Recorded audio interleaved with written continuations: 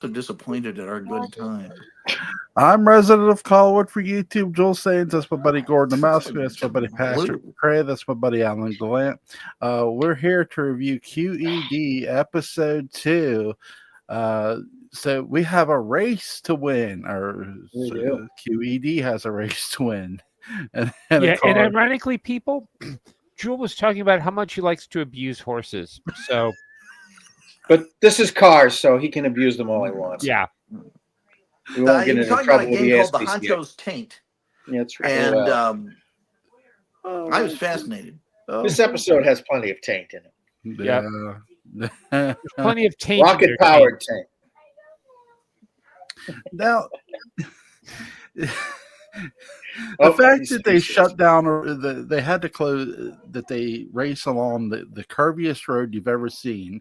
There's very Mhm. little straightaways. I like the narrowness of the road in this episode. It provides a lot of stakes there.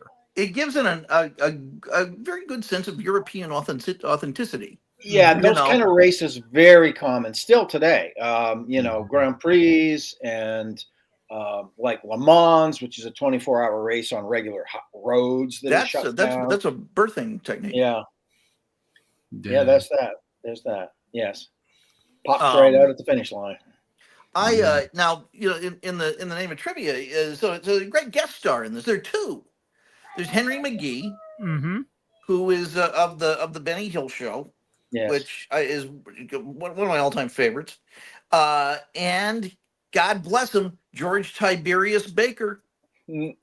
from On Her Majesty's Secret Service Mhm. and The Spy Who Loved Me, I believe he's in, and I Claudius. He plays Tiberius and I Claudius. Yes. Yes. What did you guys think of the plot of this episode? I thought it was great. It was nice and clean and compact and comical. Mm-hmm. And they're gonna be like the next episode coming up, which I think is The Infernal Machine, is pretty damn dark. Mm-hmm. It has a lot of darkness in it. It deals with some dark political necessities, and it deals with some people who take some very dangerous steps with no regard for human life. Mm-hmm. And so to have some, and I think there's no Kilkus. But Yeah, I Kilkus think is- he comes back in 4, and I think that's it. Yeah. maybe, I don't know. I seem to recall he's in more, but that could be it. Yeah. It's this. I really like this one. Mm.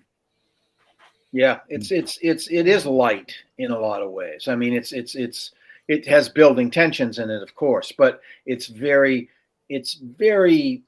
British serial. Like I'm talking about the written serials, like the dime novels, or the serials in the magazines, like The Strand or something like that, where they're adventurous and wonderful and but not particularly dark.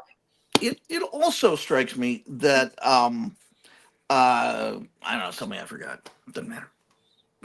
I no memory It whatsoever. struck you so hard. It struck me so hard. right on your head. Yeah, this is very much a fun sort of thing, and Waterston's having a great deal of fun with. I know. I think this was a second pilot. That I would think make this was sense. a- The energy is right. It was The a energy is second right. pilot. It was a little lighter. Mm-hmm. It was a little cheaper. Mm-hmm. It was a little smaller in its ambitions, Yes. which meant that it could be advertised to potential other producers as being a manageable show, Right. because they clearly, this is a new assistant Mm-hmm. Yes, to it him, is. but I think she has the same name. I don't remember. Jenny. Yes. And Charlie is introduced to her for the first time, so she's sort of a new character. Right. Charlie refers to he and the doctor having had multiple multiple scrapes That too. Yes. that they'd experienced. Yes. So when you put all of that together, it feels like maybe they thought this could be more American friendly, and so Yes. just in case they would show Mhm. this one first. Yeah, yeah.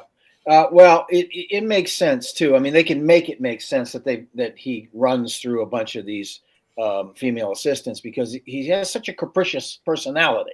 You know, he Yes. acts offended and then he comes back with inspiration. I'll be your partner. You know, that kind of thing. He has that sort of and you know you can tell that he does it on purpose. He's like Sure. professional chain jerker. And you know, in a standard show, when he says, you know, I was made for speed or something, I have a passion for speed. I Mhm. forget what he says, Yeah. but some Yes. justification. They would have had something wacky happen to undercut him, Right. but they don't here. No. Mhm. You know, he kind of, I mean, just He's the kind of wacky himself, you he know. I mean, is, and that's enough. so yeah, yeah. He's got the eccentricities going But on. he drives competently.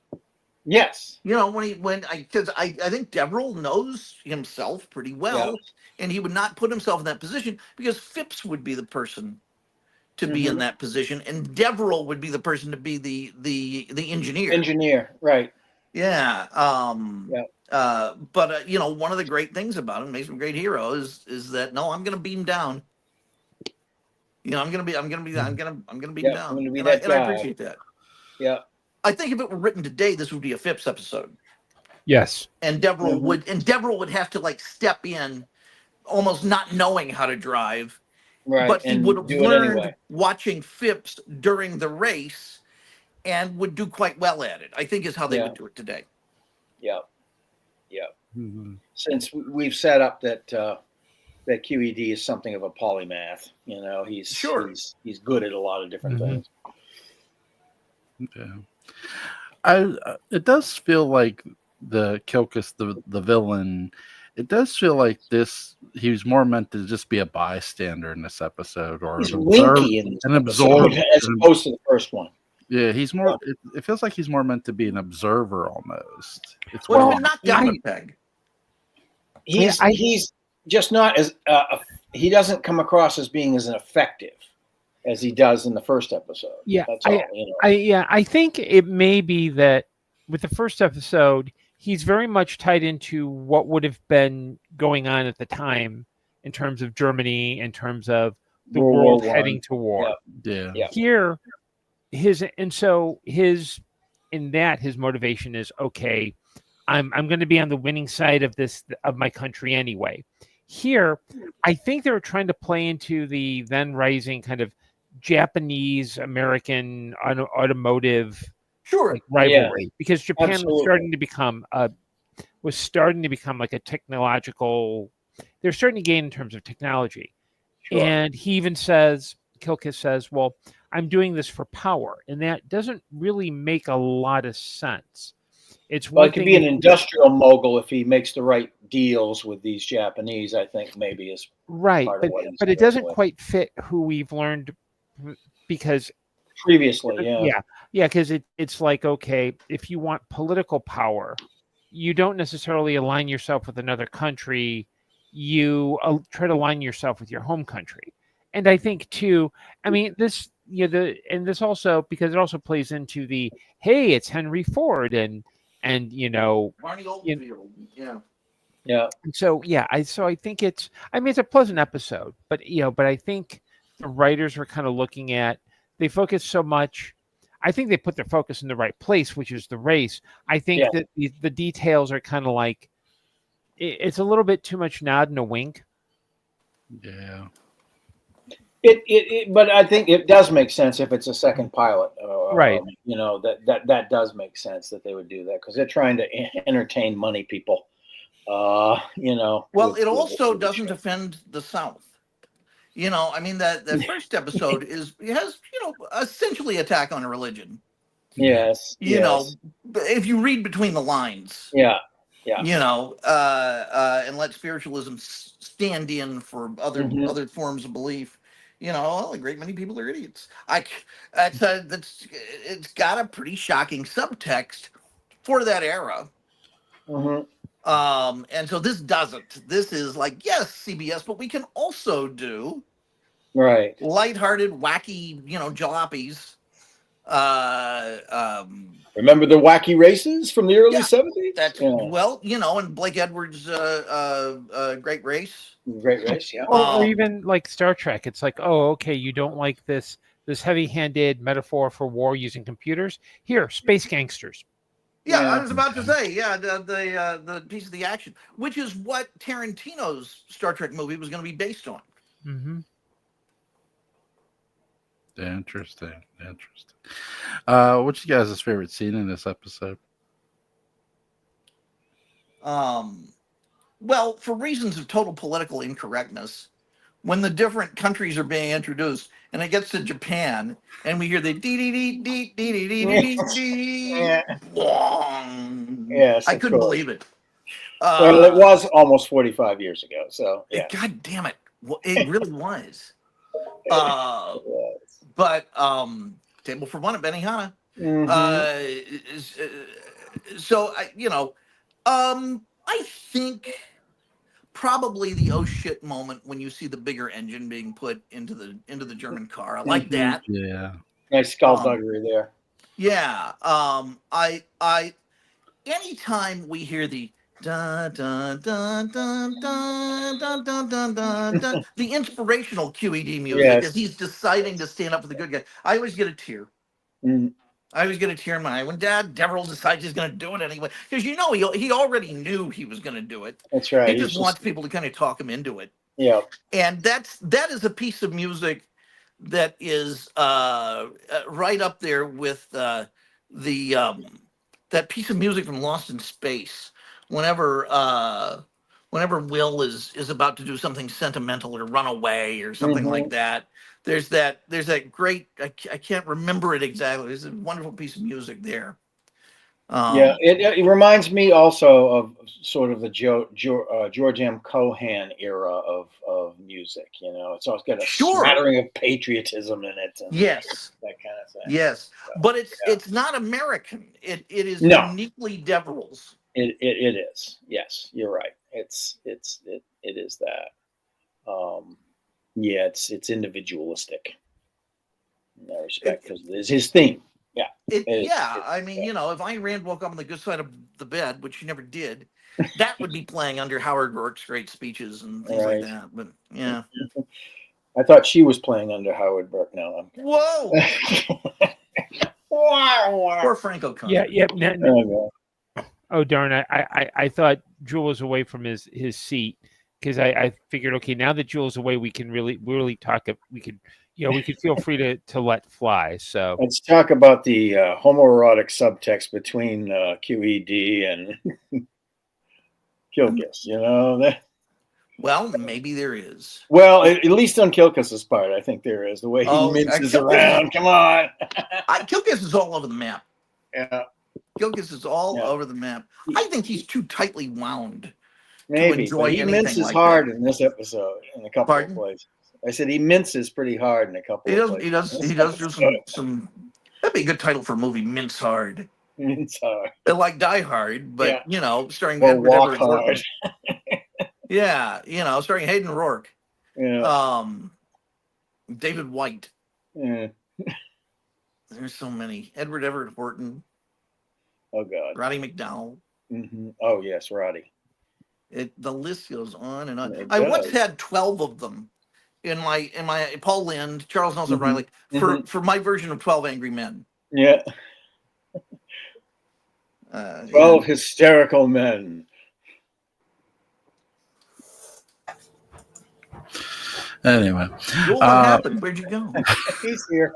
He's still I'm here. I've gone blind. I'm here. I think it's his new mic. It might be interfering with his camera. Yeah, I think he's got an all nude review dancing behind him. I see a light, such a white light. No. Well, Jewel, and I hate to say this publicly on YouTube, but Joel did confess that he doesn't wear pants when he records these.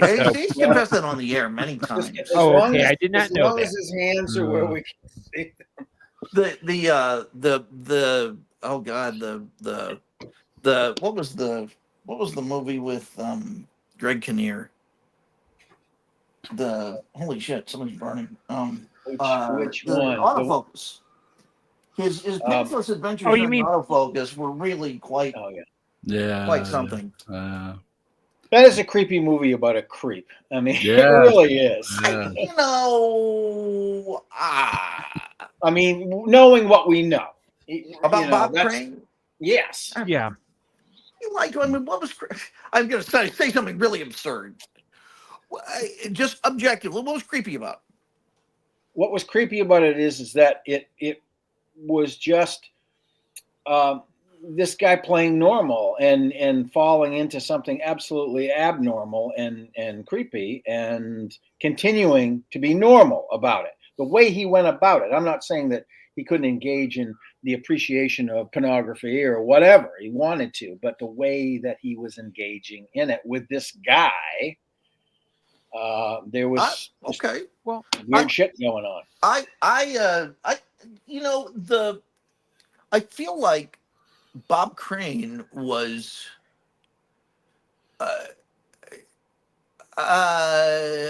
you know, he was forced to lead this double life because he was confronted by a society that said your taste, your interest, your fetish, your predilection is not normal. And I think that's ultimately what killed him. I think it's the turn it took that's the creepiest thing about it, because the guy, for all practical purposes, was just a regular guy.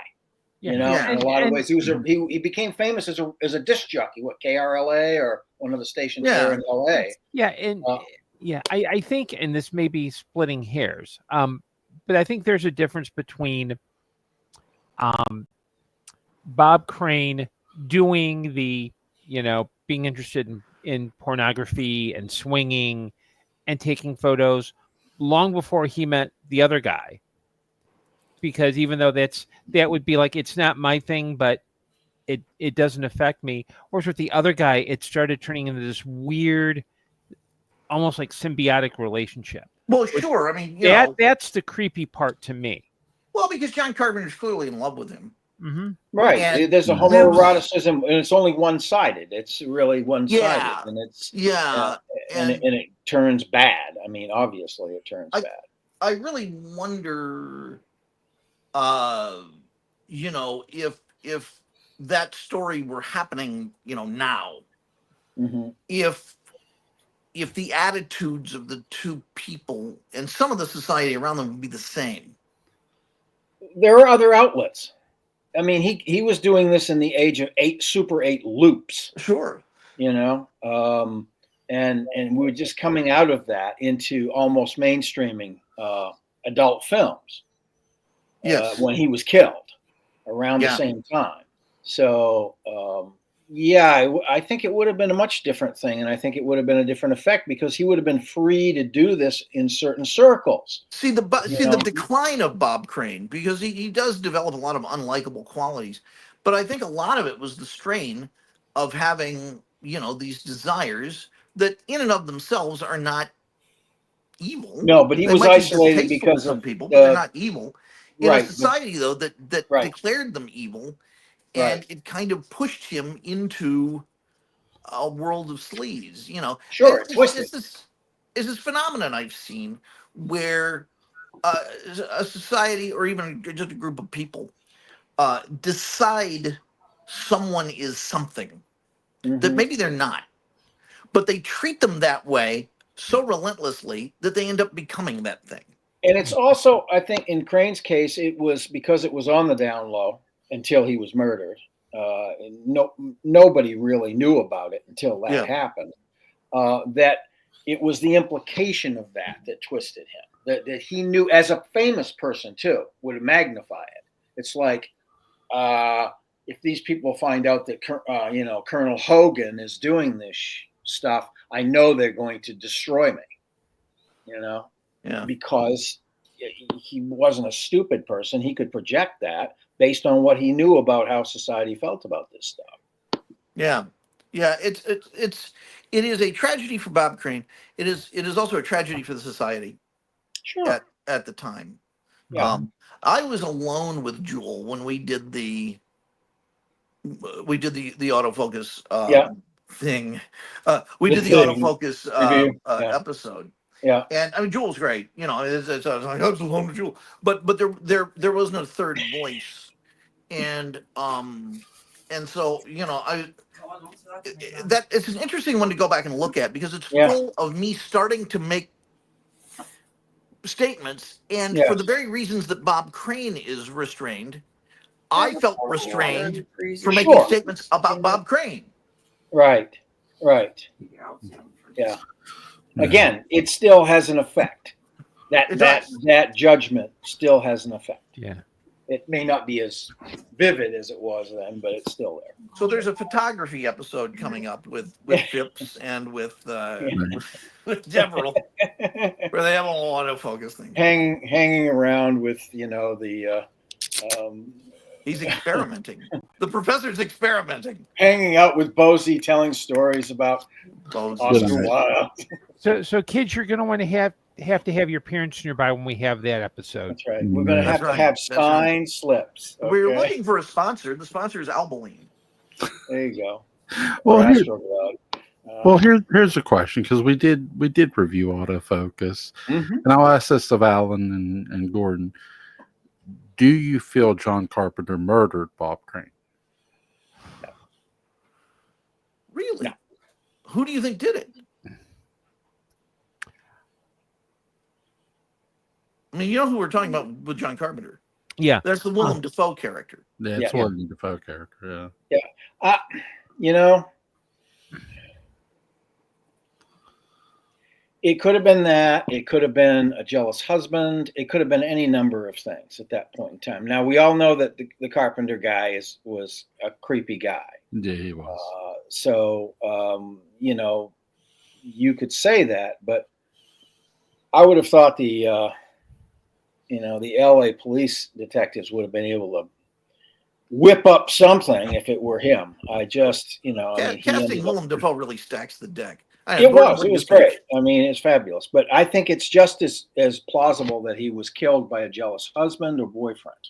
Yeah, I think it was someone who was relatively anonymous, who it was kind of a fit of rage who did it. Mm-hmm.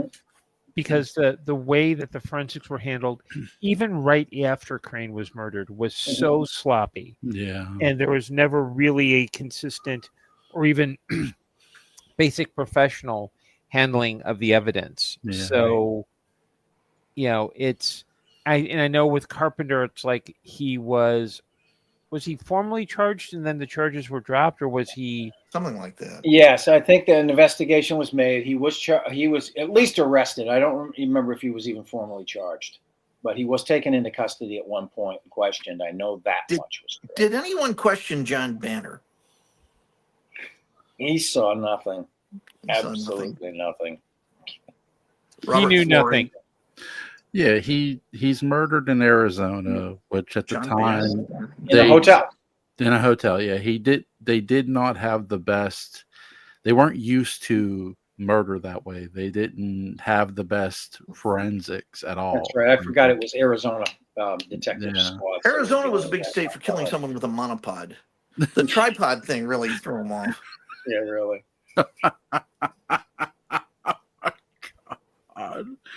Oh my God! It's always easier to kill with a monopod. Yeah. Oh my gosh! But yeah, it's very weird that he's killed in his hotel room, and again, Gordon makes a great point. The forensics were poorly handled, though Arizona wasn't used to this kind of murder. They didn't have the best forensics either. I mean, they often are with sex-related crimes, and I don't know if that's gotten any better. Gordon, you watch a lot of Law and Order and things like that, and so you might have a better. I don't know if they've ever talked about the evolving world of forensics when it comes to that kind of case. There's a lot. Well, not only do I watch a lot of Law and Order, I also watch a lot of documentaries, and John Oliver through Last Week Tonight has done some really interesting pieces on Law and Order and forensics. A lot of forensics are not. The short form is there are some forensics are valid and have gotten better. Some are not as reliable. And I think especially with sexually related crimes, it's kind of hard because you're dealing with then, okay, issues like when a woman is assaulted, sometimes they take a rape kit, but you have to process those rape kits. And I know in several cities, or like New York and I think Chicago to a bit, there's a backlog of processing rape kits. So a lot of cases didn't go through. But I do think, especially, he was in Scottsdale, he was in a hotel, he was doing dinner theater because he needed to make a living. Sure. This was after Hogan's Heroes was done. Yeah. Mm-hmm. And done for a few years. I think, it's tough because I had a police department that didn't know how to handle that had no idea about how to handle those forensics. They didn't even do like a basic kind of everything to not do just by watching, then it would have been like Cannon or Barnaby Jones.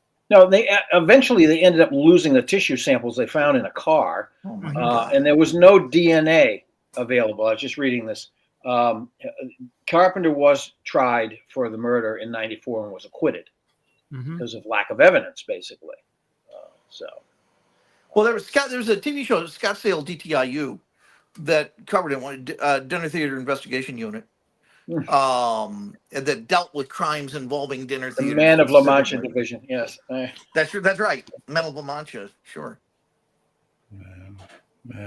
Yeah, he was doing that circuit like a lot of actors, television actors in particular, would do, even during the runs of their shows. Back then, they were in the 50s, 60s, and 70s. The dinner theater circuit was huge, and they would pay these guys. Jonathan Fripp took a break to do. Yeah, he did. He did that twice. But the major time was when they staked him. He got 2 weeks to go and do Dial M for Murder at the little theater on the square in Illinois. It was run by this guy by the name of Little. I forget what his first name was, but he was an impresario, and he knew all these famous people, and he had connections. So he did a production of Equus with Robbie Rist that was at the Taper that really was quite landmark. Yes. Mason Reese replaced Robbie Rist after, I was about to say, after a month. That's when the Taper really got tapered. That's right. Is there anything you guys want to add about this episode before we go? Yeah, it has nothing to do with Bob Crane. Worthy discussion. So yes, I think basically this you get to see actual steampunk technology in this particular episode too, which is a lot of fun. The whole episode is just a lot of fun, and I like the sort of my favorite scene because it's really funny is the triple the triple red herring at the end of it. Oh, he wins because you're disqualified. No, you're disqualified because all this stuff's going on. So Phipps has a really good line at the beginning of this where he says, I'll be right back, guys. If this was a success, I'd hate to see us when we have a failure. Because we know that Phipps is basically pretty much accepting the fact he's going to die in one of these experiments soon. Some weird like diving bell experiment or something like that. The mechanic jumps out of the car into the water. Sure. Sure. Yes. Oh my gosh. Now we're sort of done, but we're waiting for him. Yeah. I'm gonna. There'll be link to Patrick McCray's Dark Shadows Daybook of Bell will be in the description box. Link to Alan Gallant's YouTube channel. Colin's Report After Dark will be in the description box. Link to Gordon Dymowski's Amazon page will be in the description box. You folks have a lovely, lovely night. I'm gonna go off and take that grill.